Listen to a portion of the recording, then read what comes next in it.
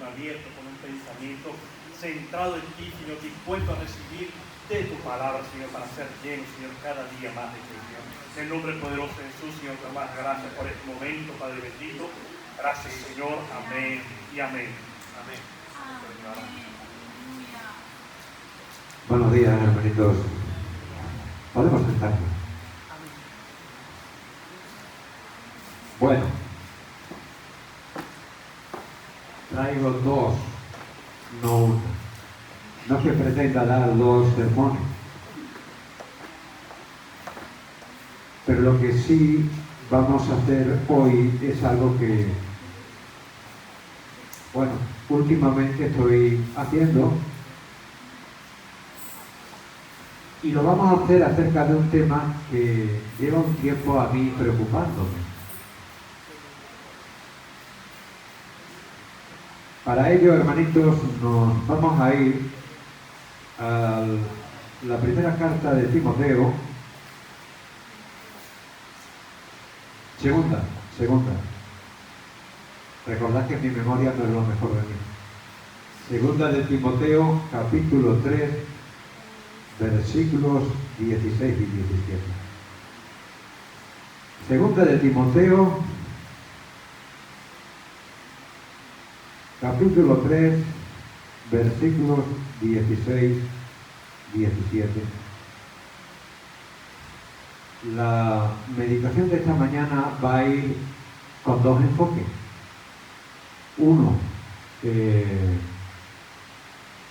evitar un daño que se está dando ahora mismo en la iglesia, y el otro, asentar tres verdades acerca de la palabra de Dios y de la salvación.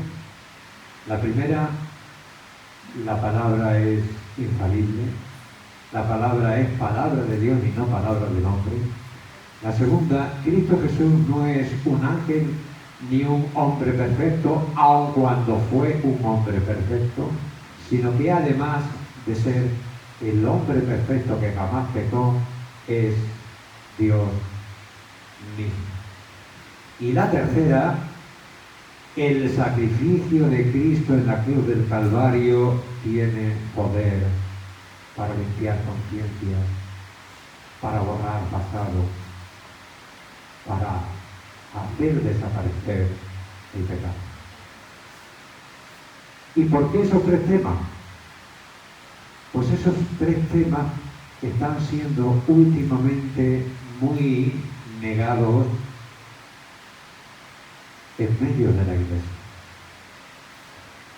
De manera que vamos a leer 2 de Timoteo 3, 16 y 17 y vamos a intentar ir rápido. Es un texto muy conocido. Toda la Escritura es inspirada por Dios y útil para enseñar, para redarguir, para corregir, para instruir en justicia, a fin de que el hombre de Dios sea perfecto, enteramente preparado para toda buena obra. La repito, son solo dos versículos. Toda la Escritura es inspirada por Dios y útil para enseñar, para redarguir, para corregir, para instruir en justicia, a fin de que el hombre de Dios sea perfecto, enteramente preparado para toda buena obra. Podemos estar. Espera. ¿Sabéis? Hace unos días me habló por el WhatsApp el pastor Juan Carlos y me dijo: hermano, ¿puede usted llevar la meditación del domingo? Le dije: no hay problema. Le pregunté: ¿hay tema? Y me dijo: no, el que el Señor le ponga. Tenía dos temas más, pero este llevaba haciendo tiempo rondándome la cabeza. Hoy vamos a hablar de la alimentación. Esto es un púlpito, no es una mesa de cocina. Pero aquí también se da alimento. Y al igual que en la cocina, la calidad del alimento va a hacer la bendición en la alimentación, va a producir la bendición. En el púlpito ocurre lo mismo. Si en el púlpito o en la palabra, en la escritura, no hay un buen alimento, no va a haber un buen crecimiento. Es más, si no hay un buen alimento, puede que no solo no haya crecimiento, puede que se origine la enfermedad. Eso puede ocurrir también en la cocina. Si una mujer resulta que se olvidó de un producto que llevaba allí tiempo, y de repente lo saca y se lo pone a sus hijos, y en estas condiciones va a tener problemas. La alimentación es algo en lo que muchas veces, bueno, pues no andamos pensando nada más que cuando nos acordamos porque tenemos hambre. Pero es importante que sea sana, es importante que sea nutritiva. Y es que todos necesitamos alimentar nuestro cuerpo, pero también todos necesitamos alimentar nuestra fe. No hace falta ser un lince para darnos cuenta que el medio a través del cual se alimenta nuestra fe es sola, única y exclusivamente este libro. Este libro es palabra de Dios. Si tú lees Paz con Dios de Billy Graham, si tú lees Temperamentos controlados por el Espíritu Santo de Tim LaHaye, si tú lees La soberanía de Dios, que es un libro profundo y tremendo de Pink, bueno, ahí vas a encontrar 99% de cosas estupendas y un 1% de gazapos y de metaduras de pata porque son obras de los hombres. Esto es la palabra de Dios. Y esto es lo que tiene que alimentar nuestra vida.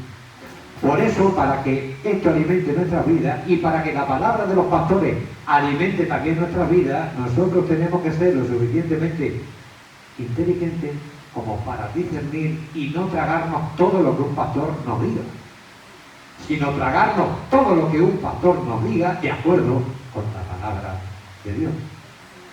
Porque se están metiendo ideas raras en las iglesias. Y esas ideas raras no se están metiendo por casualidad. A veces ni siquiera se están metiendo con intención, sino proceden de una cosa parecida a esta. Y digo parecida a esta porque parece, pero no lo es. Hoy vamos a hablar sobre la Biblia. Y hoy vamos a hablar sobre algunas Biblias. Se suele decir, hermanitos, que todas las Biblias son iguales. Eso es verdad y es mentira. Que todas las Biblias son iguales es verdad y es mentira. Es mentira porque la Biblia de los Testigos de Jehová no merece ni siquiera el nombre de Biblia. Está completamente distorsionada en los versículos clave acerca del Señor Jesús, acerca de la Trinidad de Dios, acerca de la salvación, acerca de lo que tú quieras. O sea, si aciertan es porque se equivocaron. Porque no era la intención acertar en la traducción en esa Biblia. Luego hay otra Biblia por ahí que es la Biblia del Mormón, traducida por José Smith, un tipo que no sabía ni griego ni hebreo y que no sabía hacer la O con un canuto. Pero resulta que se pone a traducir una Biblia porque supuestamente el Espíritu de Dios y un ángel le están dirigiendo. Diferentes tipos de Biblia. No son lo mismo que una Biblia bien traducida. Tienen la Biblia de la Iglesia Católica. Y tal vez puedas decir, bueno, esos son gente seria. Sí, son gente seria. Pero también son gente interesada. Resulta que si tú coges un libro de los católicos, una Biblia de los católicos, vas a encontrar con que tiene 73 libros. Pero si te vas a contar los nuestros, vas a ver que tiene 66 libros. Entonces, ¿dónde está el tema? ¿Dónde está la diferencia? ¿Es que nosotros le quitamos 7 libros? Pues que ellos le añadieron 7 libros. Bueno, pues eso lo vamos a ver. Lo vamos a ver también. Pero luego, y esto es lo que más a mí me importa, porque, bueno, Un evangélico puede tocar una Biblia católica para mirar una consulta en un estudio sobre algo, pero esto es lo que más me importa. ¿Sabes que hay dos tipos de Biblias evangélicas? Y que a veces los pastores hemos estado demasiado callados con relación a eso. Y tendríamos que haber advertido al pueblo de que el que juega con fuego se quema. Hay dos tipos de Biblia católica. No sé si lo sabías, si alguna vez lo escuchaste, pero hay dos tipos. Bueno, con relación, por ejemplo, a los católicos, la diferencia entre la Biblia católica y la Biblia evangélica, tengo que deciros algunas cositas para saber. Primera, los evangélicos no quitamos 7 libros nunca de la Escritura. Los evangélicos siempre hemos respetado el canon bíblico. Por tanto, primera y segunda de Macabeo, Barú, Tobías, Eclesiástico, Sabiduría, esos libros no forman parte del canon. Esos libros no son reconocidos como palabra de Dios. En el año 70 de nuestra era, los judíos hicieron un concilio que se llamó el Concilio de Jamnia para establecer cuáles eran los libros del Antiguo Testamento que eran de Dios y los libros que no eran de Dios. Los libros que eran autoridad y los libros que se podían leer como el que lee Paz con Dios o algún otro libro cristiano. Y ninguno de esos 7 libros católicos pasaron el reto y formaron parte de la Biblia. Todos fueron excluidos. Los papistas le llaman deuterocanónico, segundo canon, pero nunca ha habido un segundo canon. Nunca ha habido ni en el Nuevo Testamento ni en el Antiguo Testamento ningún segundo canon. Hay únicamente un canon y punto. Los evangélicos le llamamos libros apócrifos. ¿Por qué? Porque no están reconocidos como palabra de Dios. De manera que no todas las Biblias son iguales. La Biblia católica se cerró en el Concilio de Trento a mediados del siglo XVI. A partir de entonces los católicos tenían 7 libros más que nosotros no tenemos, porque no forman parte de la Escritura. Pero esa no es la madre del bordel. Aquí a lo que hemos venido, hermanitos, es hablar sobre esos dos tipos de Biblias evangélicas. Eso es lo que realmente en esta mañana a mí me importa. Por eso, si veis, hay aquí 2 Biblias. Os anticipo. Una es la Reina Valera de siempre, que yo me compré 95. Esta hace 27 años. Y otra es el Nuevo Testamento versión internacional, que a mí me regalaron menos de un año después de haber sido convertido por los de Operación Movilización, por los que iban en los barcos.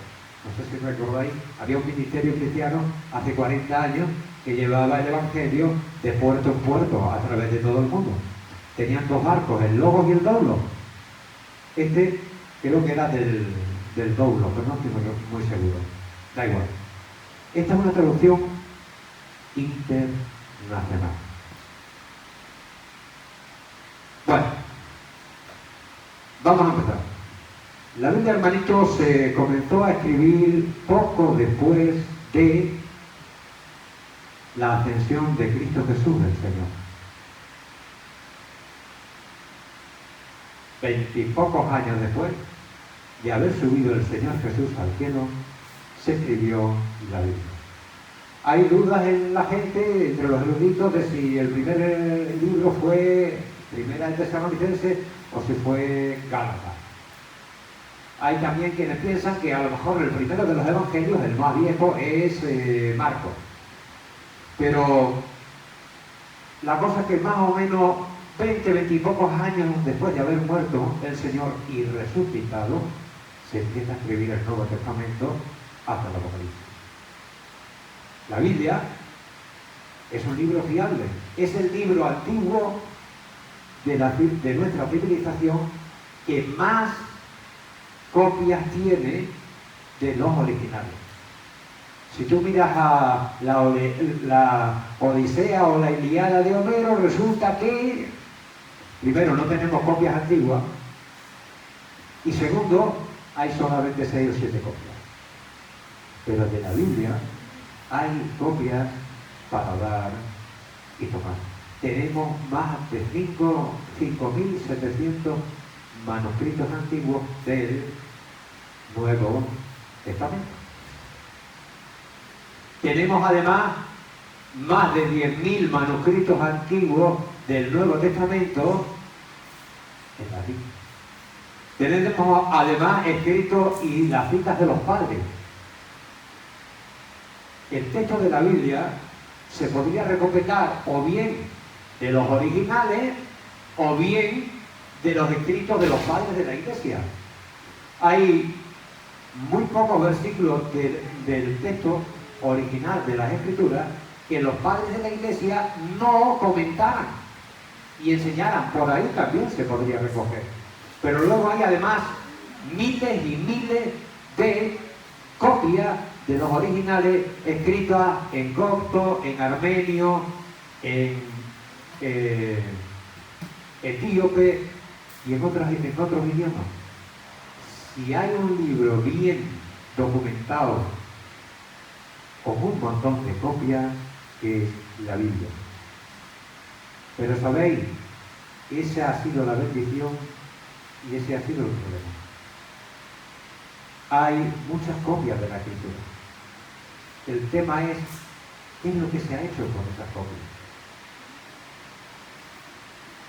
Hace 500 años, hermanito, había un único texto base. La Biblia, pongamos por caso, es como, vamos a hacer una comparación, el pan. Y la comparación no está muy mal buscada, porque sabemos que Jesús es el pan de vida que bajó del cielo. Y la Biblia es también pan, es también alimento. Bien, el pan se hace con harina y se parte de la masa madre. Cuanto mejor calidad tenga la masa madre, evidentemente el pan va a salir mucho mejor, mucho más delicioso, va a aguantar más, va a nutrir más, va a fortalecerse más, va a cumplir sus objetivos. Pues bien, igual que el pan tiene una masa madre, la escritura, la traducción de las escrituras, el instrumento con el que los teólogos van a interpretar y a sacar una edición nueva de la escritura, también tiene una masa madre, que es un texto base. Hace 500 años, el texto base se llamaba el Textus Receptus, en latín, porque entonces estaba muy en moda, pero en realidad significa el texto recibido. El texto recibido era la recopilación completa de todo aquello que era parte de las copias del Nuevo Testamento en griego. Una con más antigüedad, otra con menos. Una con más extensión y otra con menos, porque ninguna, si es que alguna ha llegado íntegra, completa y total. A todas le falta algo. Hay algunas que están bastante completas porque son bastantes libros, pero le faltan. No hay un texto completo y único y nuevo del Nuevo Testamento en griego. No. Todo lo que se tienen son copias de copias de copias que además están incompletas. Y los eruditos tienen que coger y trabajar ese texto para hacer un texto base. Hace 500 años, como os decía, el texto base era el texto recibido. Había recibido ese nombre porque era el texto, la escritura original que la Iglesia había recibido. Con ese texto se traducían las escrituras.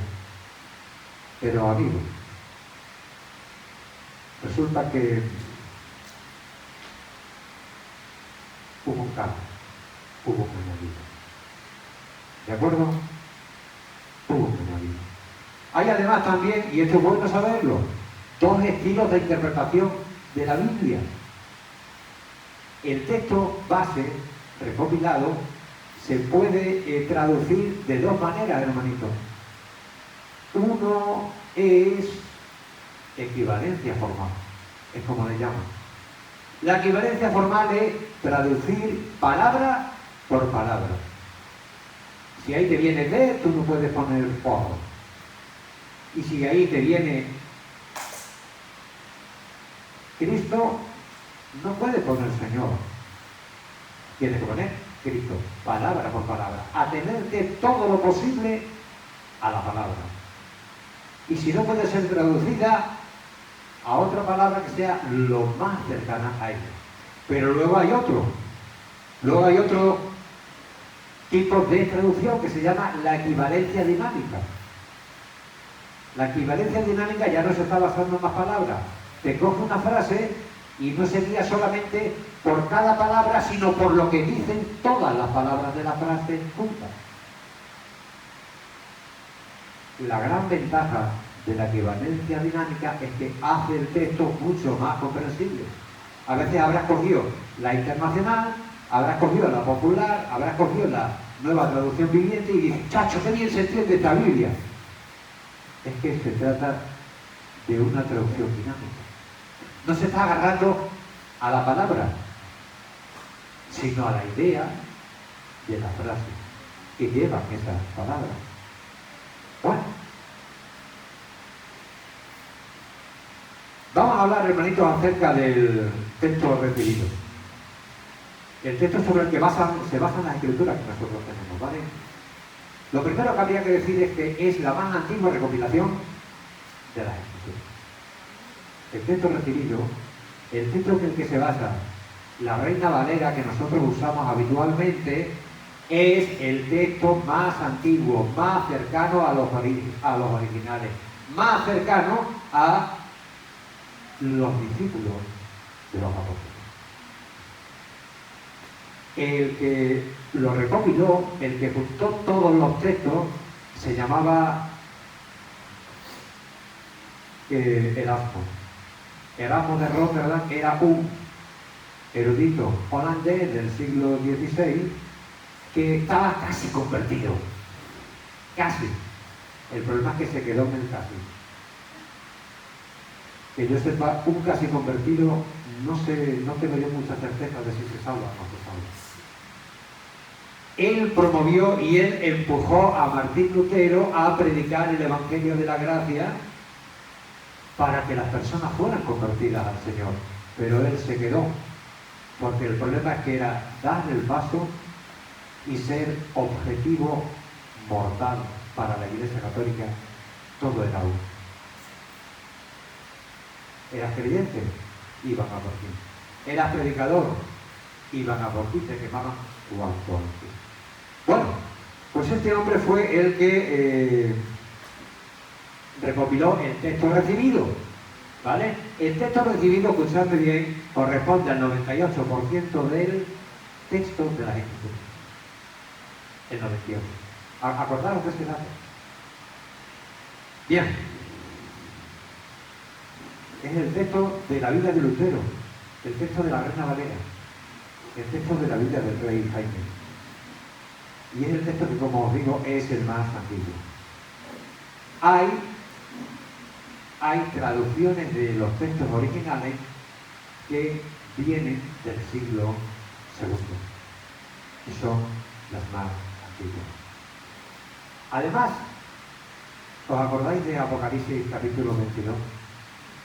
Apocalipsis capítulo 22 hace una advertencia muy seria acerca de añadir o acerca de quitar cualquier cosa a la Escritura.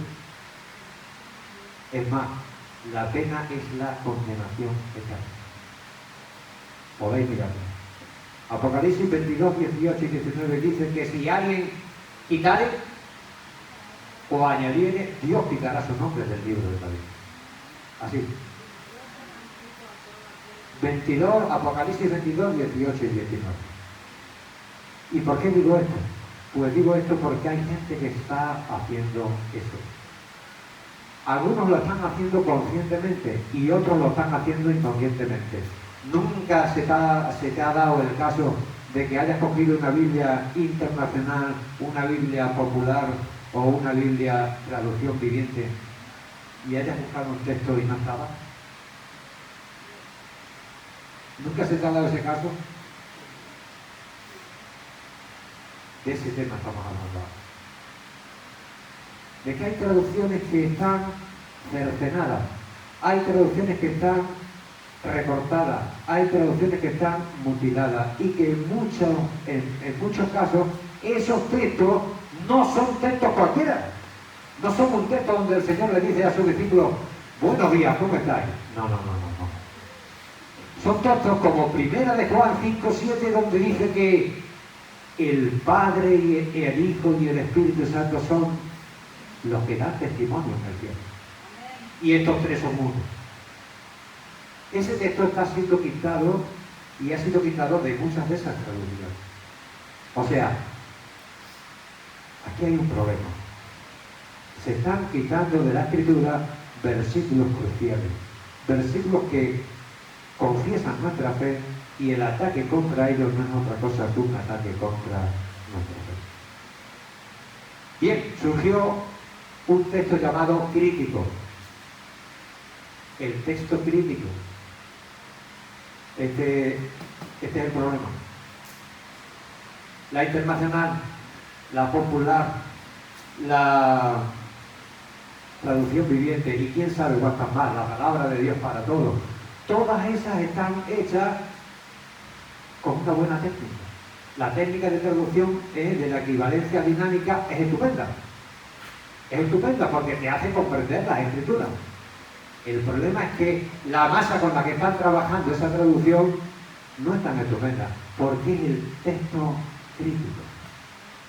El texto crítico es el texto que tiene amputado en la escritura un montón de versículos, sobre todo del Nuevo Testamento. Y nunca es por casualidad. Siempre mira por dónde ponen el dedo en el ojo. No están rascando. No ponen el dedo en el ojo. Van a por la deidad de Cristo. Van a por la suficiencia del sacrificio expiatorio de Cristo. Van a por la inspiración plenaria de las Escrituras. No es una casualidad. La Iglesia ha tenido que hacer siempre oposición al error. Ha tenido que luchar contra el error dentro y fuera. Pero sabéis, el diablo no es tonto. El diablo no suele presentarse como el macho cabrío, con cola, rabo y cuerno, porque no tendría mucho éxito. Se disfraza como ángel de luz. Y como ángel de luz intenta engañar. Y trata de pasar desapercibido. Y hay ahora mismo una campaña por desacreditar el texto recibido, que es el texto puro de la Escritura, que tiene el 98%, para cambiarlo por el texto crítico, que tiene el 5% de los textos de la Escritura. Si tú vas a un examen y tienes el 5% de las respuestas, ¿cómo crees que se te va a dar ese examen? Pero si vas a un examen y tienes el 98% de las respuestas, ¿cómo crees que se te va a dar ese examen? El texto recibido tiene el 98%, se basa en el 98% de los textos de la Escritura. El texto crítico se basa únicamente en el 5%. Y aún ese 5% ni siquiera es de lo mejor. Bueno, el texto crítico es un ataque a la Escritura. Como digo, han quitado textos y textos y textos y textos. Hay una excusa. Es que ese texto no es de los más antiguos. Es que ese texto no es de los mejores.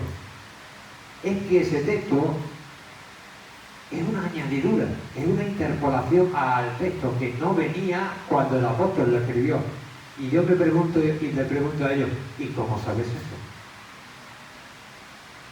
Primero, el texto recibido es el más antiguo. ¿Cómo es posible que el más antiguo sepa menos acerca de los originales y de lo que escribieron los apóstoles? Porque fue escrito por discípulos de los apóstoles al texto de un señor que lo hizo en el siglo XIX. ¿Cómo es posible? Es mentira.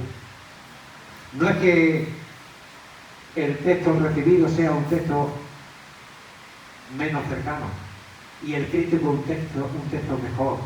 No. Es que hay una invención. El texto crítico, hermanito, fue creado por dos hombres que se llamaban Westcott y Hort. Westcott y Hort eran pastores. Pero curiosamente, Westcott y Hort eran miembros del club Hermes. Hermes es un dios griego. Es el dios griego de la comunicación. Pero además, Hermes es el apodo y el nombre que se le da a Satanás en los clubes ocultistas. Westcott y Hort eran ocultistas y se colaron. Cuando hay negocio detrás, el hombre siempre está dispuesto. Westcott y Hort eran pastores, pero ¿sabéis por qué? Porque estaban muy bien pagados por la iglesia de Inglaterra. Esos fueron el pastorado no por vocación y servicio al Señor Jesús y a la iglesia, sino para tener un trabajo bien remunerado. Y al mismo tiempo yo pienso que utilizados por el maligno para hacer daño dentro de la iglesia.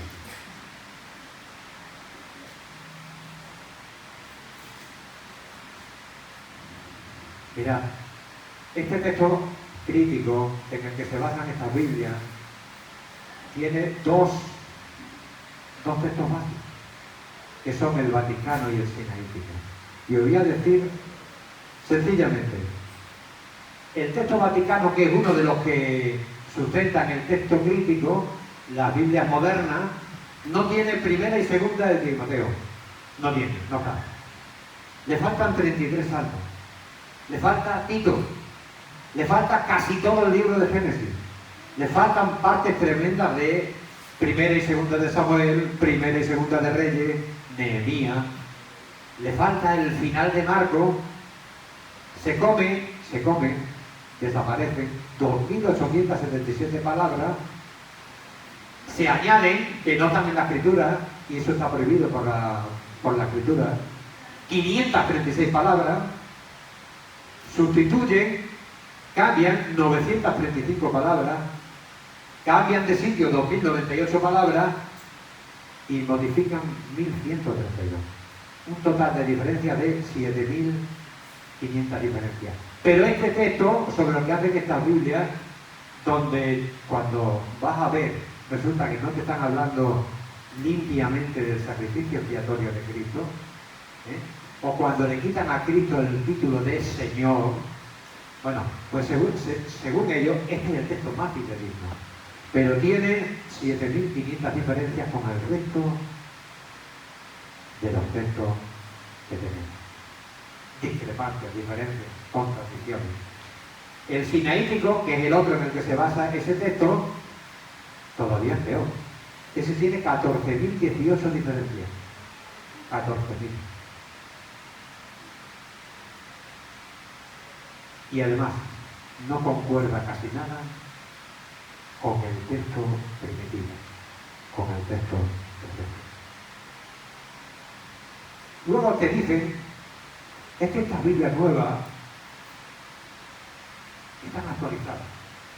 Estas Biblias nuevas tienen los últimos descubrimientos bíblicos en materia de investigación.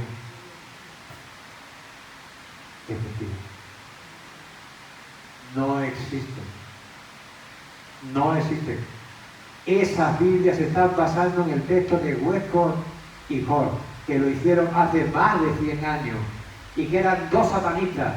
Uno de ellos, Hort, confesó que se había propuesto, porque le daba asco la doctrina de la expiación, se había propuesto quitarla de la Escritura.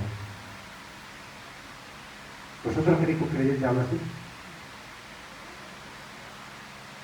Además, Westcott estaba en contra de la deidad de Cristo. ¿Vosotros creéis que un creyente puede estar en contra de la deidad de Cristo? Si solo puede ser creyente si confiesa que Jesucristo es su Señor y su Dios, como dijo Tomás. Hay que tener cuidado con estos libros. Vamos a ver unos ejemplos claros. Me gustaría que alguien que maneje bien el Nuevo Testamento se suba. Un momentito.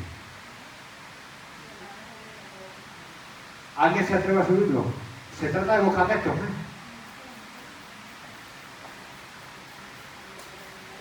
¿Qué sentido tiene todo este mensaje del que estamos hablando? El sentido es sencillo, hermanito.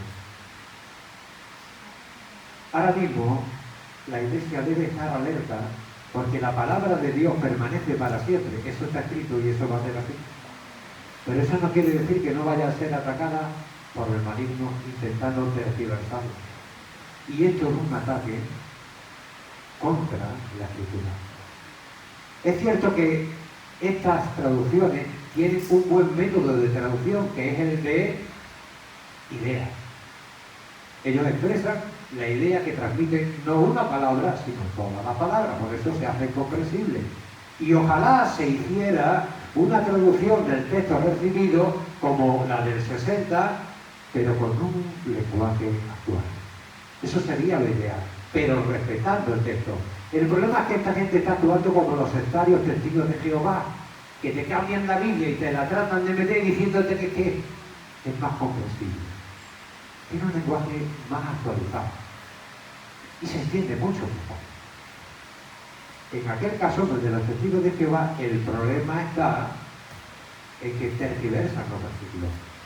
En el caso de estas Biblias, basadas en el texto crítico, no se están tergiversando los versículos. O sea, el que te viene, pero a veces te viene recortado. Y otras veces ni siquiera te viene. ¿Vale? Bueno. ¿Podemos leer Mateo 23, 14?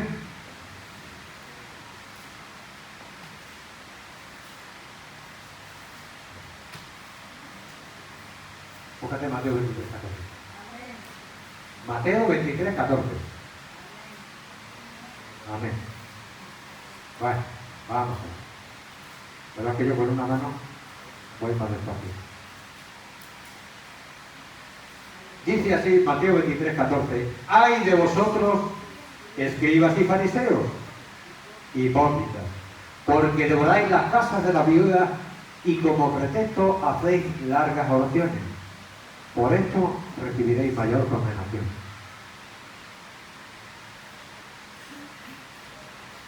Hay de vosotros, maestros de la ley y fariseos hipócritas, que cerráis el reino de los cielos ante los hombres.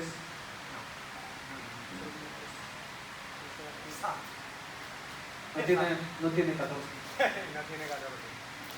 Es que ese es el problema. ¿Dónde le da mal?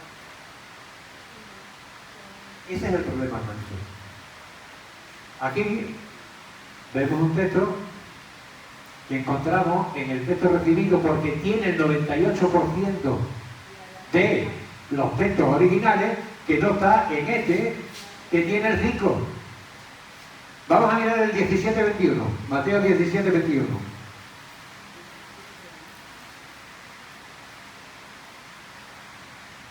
Mateo 17-21 dice, hablando de los demonios, este género no sale sino con oración y ayuno. ¿Estamos de acuerdo? Estamos de acuerdo en eso, ¿verdad? Es una enseñanza fundamental de la Escritura. Bueno, venga, ¿qué te viene? No tiene el 21. Del 20 se va al 22. Exacto. No, bien. El 18, 11.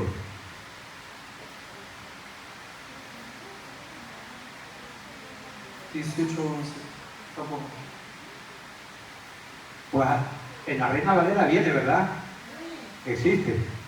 El Hijo del Hombre ha venido para buscar, para salvar lo que se había perdido. Este es un texto que los evangélicos españoles llevábamos en los cristales de los coches. Y de esa manera se daba testimonio cuando el coche estaba aparcado. El Hijo del Hombre ha venido para salvar lo que se había perdido. Pero según esta gente, ese texto no está en la Biblia. Debe ser que enseña una herejía. Bueno, Marcos 9:14.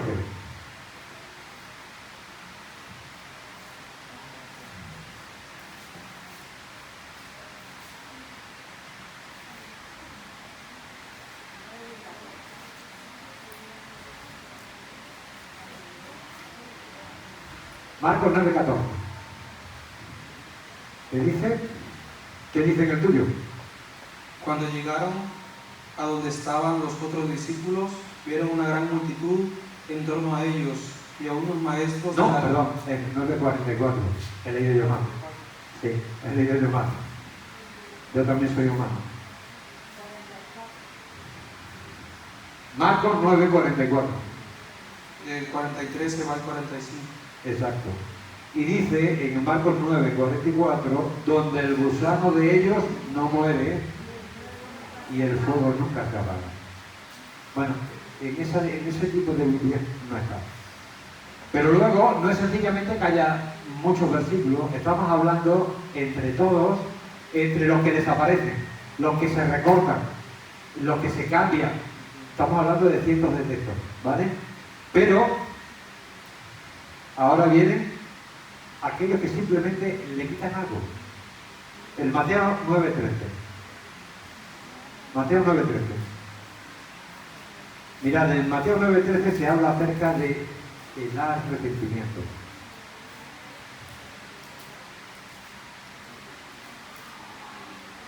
Y dice así: id pues y aprended lo que significa misericordia quiero y no sacrificio, porque no he venido a llamar a justos, sino a pecadores. ¿A qué? ¿A qué ha venido el Señor? A llamar al arrepentimiento.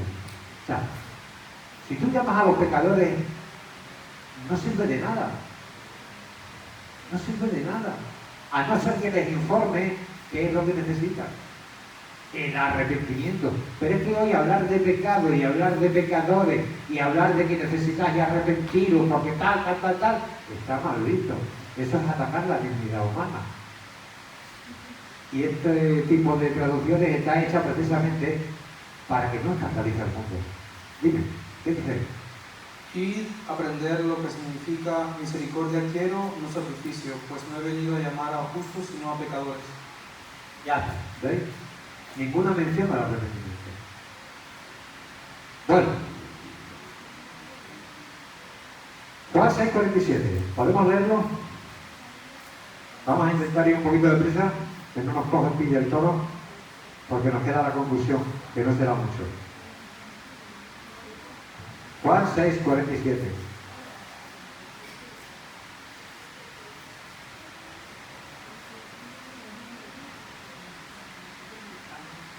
En la Reina Valera, que está bien traducida, dice: de cierto os digo, el que cree en mí tiene vida eterna. O sea, está diciendo que todo aquel que cree en él, requisito imprescindible, tiene vida eterna. Pero ahí va a decir otra cosa, léelo. Os doy mi palabra, el que cree tiene vida eterna. El que cree. ¿El que cree en qué? ¿En Buda? ¿En Mahoma? ¿El que cree como el que cree en un fetiche? ¿O el que cree en Jesucristo? ¿Cuál es el único hombre dado a los hombres por medio del cual pueden ser salvos? Jesucristo. Hay que tener mucho cuidado con estas traducciones. No os estoy diciendo si tenéis una, tiradla. No. Os estoy diciendo, si tenéis una, es como el que tiene un mechero para encender el fogón de casa. A los niños no se va a dejar, no se va a dejar. Y ellos andan con cuidado de no quemarse. O sea, pueden ser utilizadas ahora mismo como referencia. Yo tengo un texto aquí y me voy a buscarlo allí, porque la traducción esta es la traducción literal, palabra por palabra, y a lo mejor me cuesta entenderla, y esta es la traducción de ideas, por frase, y me es más comprensible, pero tengo que tener cuidado porque a lo mejor resulta que el texto no viene, y ahora voy a llevar una buena sorpresa, ¿eh? Bueno, ¿hemos visto Juan 6:47? Sí, vale. Vamos a ver primero de Juan 5, 7. Me voy a saltar uno porque es que quiero acabar también con Marcos. Primero de Juan 5, 7.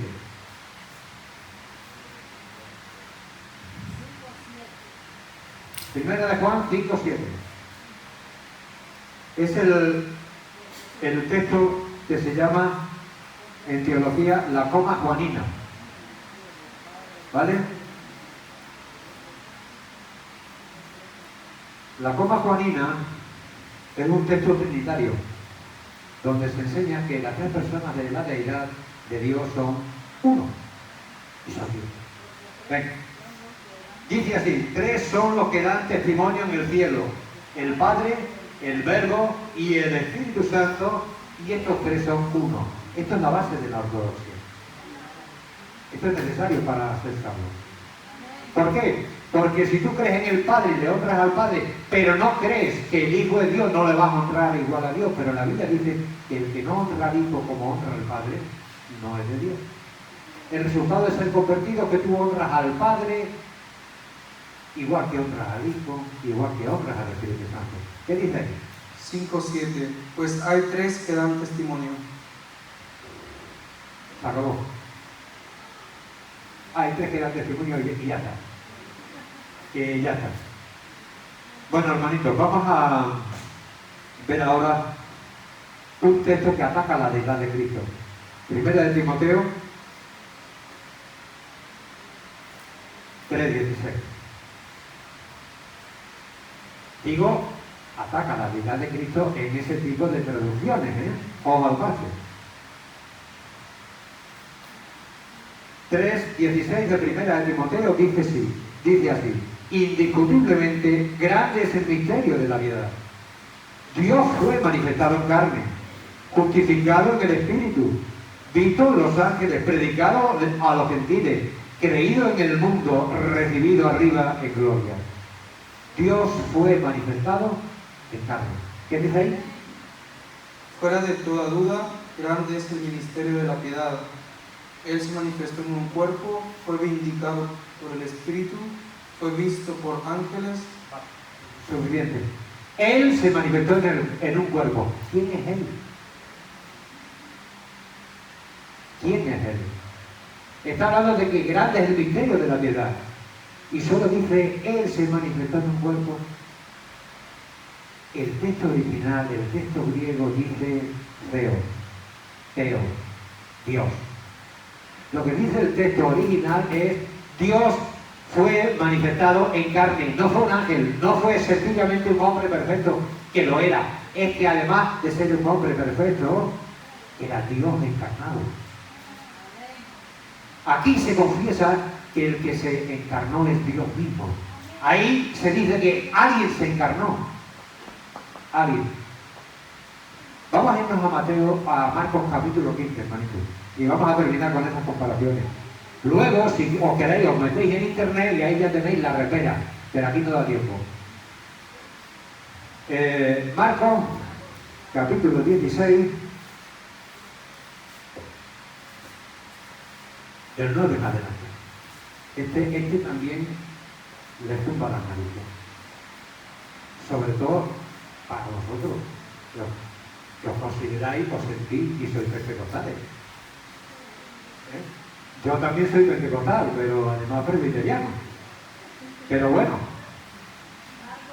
aquí vais a alucinar. Marcos 16, 9 en adelante. Marcos 16, 9 en adelante. ¿Vale? Os voy a decir algo. Aquí sí está.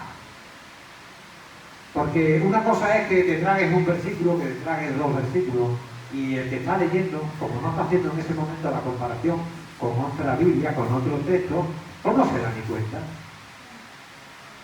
Otra cosa es que te trague ya todo el final de un libro.